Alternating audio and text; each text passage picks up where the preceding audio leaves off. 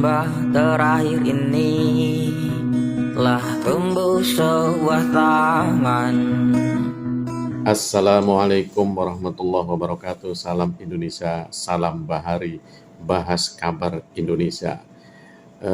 Di channel Ngaso Mustaqim kali ini ingin membahas tentang peristiwa yang paling hangat, paling aktual, paling terkini, yaitu tentang persepak bolaan Indonesia. Ya, kita tahu saat ini kita sedang sibuk mengikuti Piala AFF ya, dan insya Allah nanti malam akan ada final leg 1 antara Indonesia dengan Thailand. Saya juga lihat-lihat ya, hampir di semua media itu ada memunculkan berita tentang persepak bolaan kita, antara lain di bola.okezone.com yang menyajikan beragam berita tentang sepak bola Indonesia, antara lain Egy Maulana Fikri Starter. Ya, judul besarnya ini, Timnas Indonesia berpotensi kehilangan 2 pemain lawan Thailand di leg 1 final Piala AFF 2020. Kemudian berita lainnya, judul lainnya adalah prediksi skor Timnas Indonesia vs Thailand di leg 1 final Piala AFF ya. Kemudian ada lagi komentar pedas Shin Tae-yong bikin kaget pelatih Thailand jelang hadapi Timnas Indonesia di final Piala AFF 2020. Kemudian ada lagi sebut Timnas Indonesia bisa lebih merepotkan ketimbang Vietnam. Legenda Thailand ini jagokan skuad Garuda. Ya, kita tentunya bangsa Indonesia, seluruh bangsa Indonesia berharap kali ini Indonesia benar-benar bisa menang, benar-benar bisa menjuarai Piala AFF, karena beberapa tahun silam kita selalu kandas, selalu kalah ya. Meskipun sudah masuk final.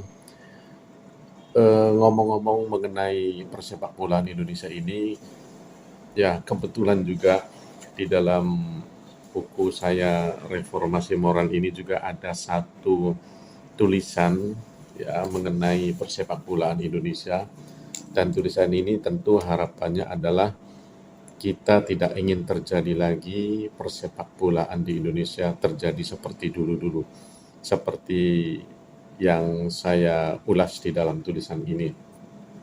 Judul tulisan ini, Ego dan Dendam Bicara Indonesia Terpuruk. Ya, baik ya, saya kutip, akhir Februari 2012 merupakan hari bersejarah bagi persepak bolaan Indonesia.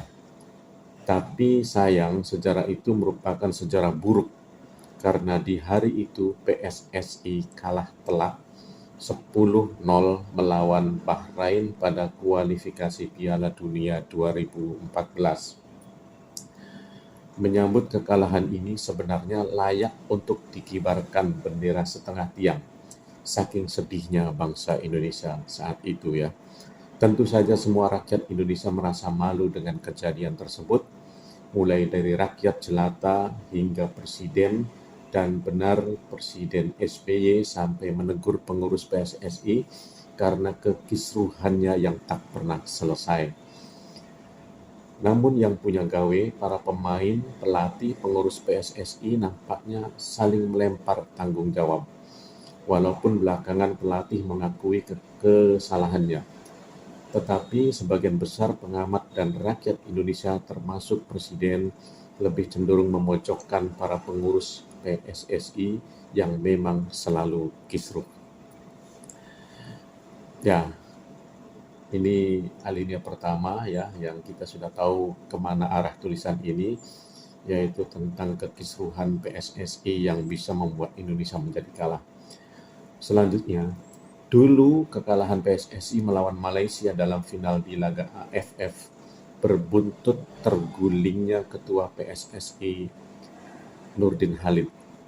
Setelah Nurdin Halid tidak lagi memimpin PSSI, di tangan Johar Arifin rupanya masalah PSSI belum selesai, bahkan memunculkan masalah besar, yakni kekalahan memalukan sekaligus memilukan 10-0 lawan Bahrain tersebut. Di alinea ketiga, sungguh, sejak Indonesia melenggang ke final dalam laga AFF lalu, kebangkitan rakyat Indonesia kembali menggema.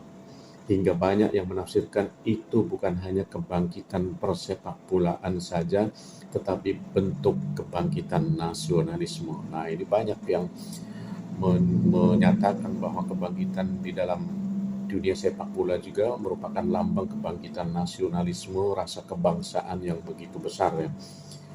Betapa semangat, kompak, dan bersatunya rakyat Indonesia untuk menunjukkan kecintaan mereka terhadap Garuda sebagai lambang negara, meskipun hanya menonton di televisi 14 inci di sudut pulau kecil. Sayang, Garuda di dadaku rupanya masih harus menangis akibat dikerangkeng oleh kerutan para pengurus dan kelemahan kita semua. Alinea berikutnya, sadar atau tidak, aib kekalahan tersebut berawal dari egoisme segelintir orang yang duduk dalam kepengurusan PSSI.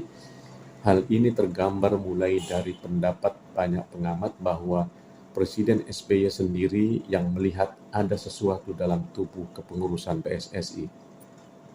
Sebagai orang yang mengamati dari jauh yang mungkin saja salah, saya sangat menyesalkan adanya dikotomi dan perlakuan berbeda antara pemain-pemain bola Indonesia yang berada di dalam klub ISL dan LPI.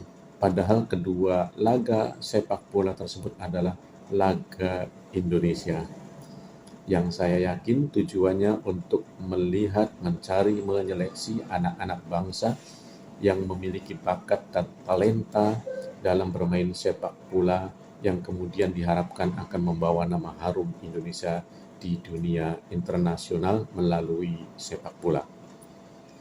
Tapi kenapa pemain yang ada di ISL dilarang menjadi timnas?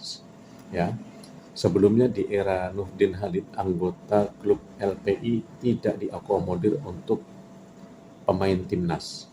Orang awam sekalipun yang tidak tahu permasalahan di dalam tubuh PSSI seperti saya akan menafsirkan kayaknya ada unsur balas dendam. Nah, memang itu tafsiran penulis ya saat itu, kok kayak ada balas dendam, ganti pengurus, ganti perlakuan terhadap ISL dengan LPI. Ya, alinea berikutnya, setidaknya ada dua hal di sini yang perlu disoroti dari sudut moral, yakni sikap egoistis dan balas dendam. Pertama, egoistis, keakuan, tergambar dari sikap pengurus PSSI yang tidak mengikut sertakan tim PSSI senior dan menurunkan pemain timnas semaunya pengurus saja. Kurang pertimbangan matang atau mungkin saja tidak menerima pendapat orang atau pihak lain. Saya sendiri sebenarnya lebih senang berpendapat agar PSSI membentuk timnas yang para pemainnya adalah setiap pemain bagus dari kedua laga ISL dan LPI. Ya, itu dari kedua klub itu bisa dicomot ya, yang bagus-bagusnya disatukan, dilatih agar bisa kompak, bisa menjadi satu tim yang handal. Atau seandainya pun ada klub lain yang tidak masuk ISL dan LPI tetapi mainnya bagus, why not? Kenapa tidak? Kita ambil. Nah, kita kan mencari pemain-pemain bagus. Tentu saja pendapat ini sangat sederhana. Tapi apa ini salah? Maaf, seringkali kita melihat egoisme seseorang dalam berpendapat yang selalu ngotot dan merasa benar sendiri, atau malah meremehkan pendapat orang kecil. Inilah letak kesalahan kita. Padahal seorang Nabi Muhammad SAW sendiri sempat ditegur Allah Subhanahu wa Ta'ala ketika suatu saat beliau cenderung lebih menghormati termasuk pendapatnya orang besar dan mengesampingkan Ummi Abi Maktum yang buta dan mewakili atau sebagai lambang orang kecil. Nabi pun di hari yang lain kemudian mengungkapkan pendapatnya. Ungzur ma qala wa la tanzur man qala. Lihatlah apa yang diucapkannya dan jangan kamu lihat siapa yang mengucapkannya. Ya, melalui tulisan ini saya berpesan kepada siapapun, terutama para pembesar, di antaranya para pengurus PSSI, jangan remehkan pendapat orang lain, jangan rendahkan pendapat orang kecil, jangan bungkam suara para kritikus. Kedua, unsur balas dendam. Saya tidak tahu persis persoalan yang sebenarnya, tetapi konflik antara ISL atau Liga Super Indonesia atau yang biasa disebut LSI dan Liga Primer Indonesia atau LPI sudah terlanjur mencuat ke publik, dan saya salah satu publik ya atau publik tersebut yang tentunya menonton, membaca berita di televisi dan koran-koran. Logika sederhana ini bicara, dulu zaman Nurdin Halid yang menyangga timnas adalah para pemain yang berasal dari ISL atau LSI.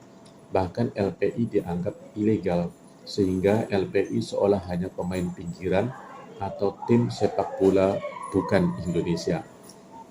Begitu Nurdin Halid tumbang, giliran PSSI di bawah kepemimpinan Johar Arifin menyingkirkan ISL. Apa ini bukan bentuk dendam? Bahkan ada pernyataan lain dari Ketua PSSI Johar Arifin yang juga mencuat diberitakan tentang senior dan junior, di mana dia menyatakan para pemain senior PSSI adalah para mafia. Belakangan pernyataan ini tidak diakuinya meskipun pers terlanjur mengekspos. Seandainya benar ada mafia, entah mafia apa. Yang jelas para pemain PSSI senior pun disingkirkan dari laga kualifikasi Piala Dunia 2014 lalu. Padahal pada putaran sebelumnya yang juga kalah melawan Bahrain, timnas yang dijagokan adalah para pemain senior. Tapi pada putaran ini kekalahannya tidak telak dan tidak memalukan. Hal ini berikutnya, yang pasti sampai detik ini saya masih sangat percaya dengan semangat para pemain sepak bola kita. Mereka adalah para pemuda yang pasti ingin mengukir prestasi, bukan bermain politik dalam tubuh PSSI. Mereka datang dari pelosok dengan kesungguhan bisa menjadi pemain yang baik, karena pemain yang kurang baik akan tersingkirkan.